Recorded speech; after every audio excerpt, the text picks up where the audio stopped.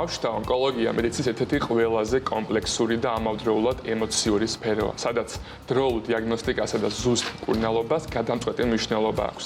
განსაკუთრებით დიდ გამოწვევას წარმოადგენს ბავშვებში თავის ტვინის სიმსივნეები, რადგან ტრადიციული ბიოპსია და ქირურგიული ჩარევა ხშირად არის დაკავშირებული დიდ რისკებთან.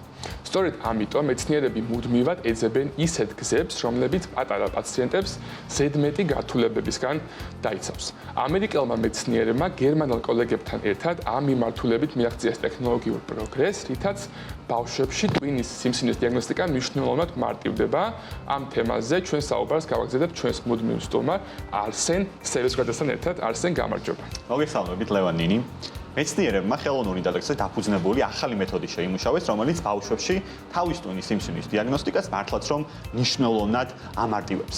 მასშტაბური კვლევებით დგინდება, რომ ამ ახალ მეთოდს, ამ ახალ AI მოდელს შეუძლია 92%-იანი სიზუსტით განსაზღვროს ბავშვი ტვინის სიმსივნე. რა ალგორითმზე არის დაფუძნებული ის, რომ სიზუსტეს მიაღწიოს რაღაცა მონაცემს ხო ეყრდნობა რაღაცა მონაცემზე არის მე ამ შემთხვევაში ალგორითმი თავის ზურგის ტვინის სითხეში არსებულ DNM-ის ნაწილაკებს სწავლობს, ის ეძებს იმ სპეციფიკურ ქიმიურ ცვლილებებს, რომელიც დამახასიათებელია თითოეული სიმსივნისთვის და ეს არის ერთგვარი თითის ანაბეჭდის მექანიზმით მომუშავე AI მოდელი, რომელიც დატრენინგებულია 5000-ზე მეტ ასეთ DNM პროფილზე, რაც მას საშუალებას აძლევს, რომ მარტივად განსაზღვროს სიმსივნის ტიპი, აგრესიულობა და ერთმანეთისგან გაარჩიოს ჯანსაღი და არაჯანსაღი უჯრედები.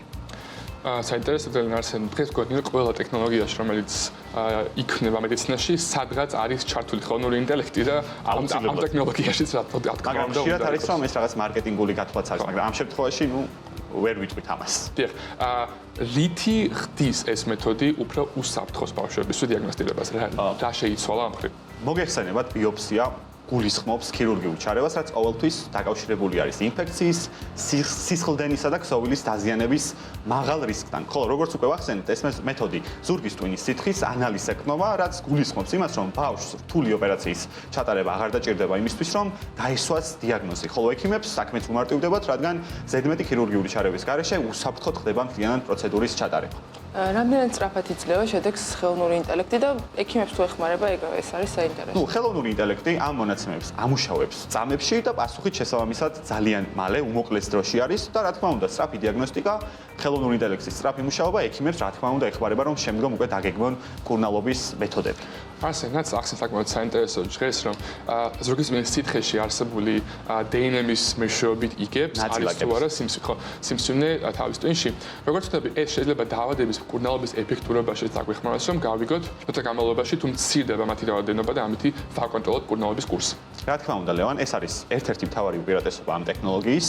ადრე, როდესაც მკურნალობის ეფექტურობის შემოწმება სჭირდებოდათ, ატარებდნენ განმეორებით ოპერაციებს, მთელ რიგ სიღრმისეულ კვლევებს, ხოლო ეხლა ამ ზურგის ტვინის სითხის ანალიზზე დაყრდნობით ხელოვნური ინტელექტი შეუძლია განსაზღვროს, როგორ იცვლება სიმსივნე, თქვათ, თერაპიულ პროცესში, რაც ექიმს მისცემს იმის საშუალებას, რომ თქვათ, თუ თერაპიას არ დაემორჩილება სიმსივნე, შეცვალოს მკურნალობის მეთოდი და უფრო ეფექტური მკურნალობა დანერგოს ბავშვის შემთხვევაში. იცი რა არის საინტერესო? ეს ტექნოლოგია შეძლებს თუ არა, რომ სხვა სიმსივნეებიც ამოიცნოს და რა თქმა უნდა, კითხვა ჩემპიონატური კითხვა შენს ტექ ბლოკში იქნება თუ არა ხელმისაწვდომი მალე და იქნება თუ არა საქართველოში ხელმისაწვდომი.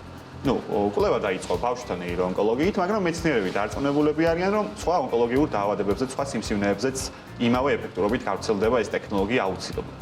რაც შეეხება ხელმისაწვდომობას, ეს არის ციფრული ტექნოლოგია. თუ წინა გადაცემებში ჩვენ საუბრობთ ხოლმე ცოტა ძვირად ღირებულ ფართო ტექნოლოგიებზე, რომელთა დანერგვაც ხშირად არის რთული, ეს არის ციფრული ტექნოლოგია, რომლის გაზიარებაც ასევე ციფრულად არის შესაძლებელი მსოფლიოს სხვადასხვა კლინიკებში, მათ შორის საქართველოშიც.